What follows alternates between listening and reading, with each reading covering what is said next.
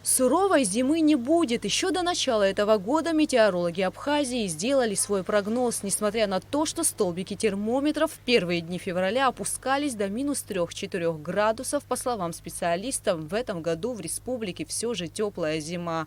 А такая минусовая температура считается нормой.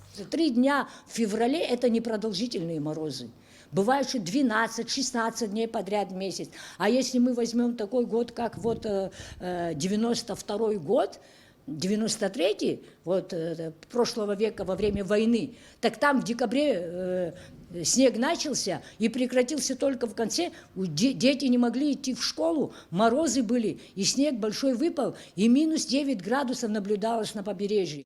Снег, замерзшие реки, водопады и озера в предгорьях и горах – вполне естественное явление для Абхазии в это время года, так как температура в этой местности зимой намного ниже. Климатические условия также зависят от рельефа участка. Мы, когда даем эти температуры, учитываем шкалу. На каждые 100 метров на территории Абхазии температура понижается на 0,6 градусов. И вот мы, учитывая, вот такая температура будет положительная здесь на берегу, потом высоту учитываем и составляем. Мы давали минусовые температуры уже давно на Латах, дальше будут что-то в Тхварчале,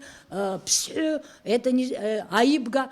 Это не побережье, это уже другая температура. Я еще раз повторяю, это зависит от рельефа и ветров. Как отмечают ученые, начиная с 1994 года в Абхазии наблюдается резкое потепление, а за последние годы температура в прибрежных зонах не опускалась ниже 0 градусов.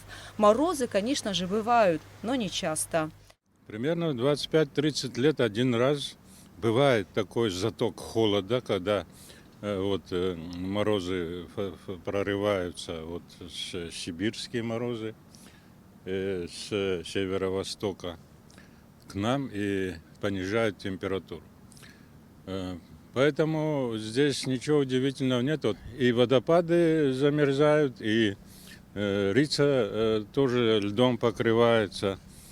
Здесь пока что, наверное, ничего такого страшного для человека и для окружающей среды нету. Многие надеются, что такое понижение температуры будет способствовать сокращению популяции сельхозвредителей. Как говорят специалисты, резкие перепады температуры, конечно же, влияют на состояние живых организмов, в том числе на здоровье человека. Но что касается вредителей, то они способны пережить даже более холодную погоду. К сожалению, хочу отметить, ни самшитовая гневка, ни клоп мраморный, ни пальмовый долгоносик, им эта температура не вредит совершенно. Если говорить о самшитовой гневке, то она выдерживает минус 18 градусов. По прогнозам специалистов, на протяжении последующих 5–8 лет особых изменений в климате страны не произойдет. А что касается этой зимы, то, скорее всего, снега и минусовой температуры больше не будет. Гугуца Вардания, Инна Лугухава, Абхазское телевидение.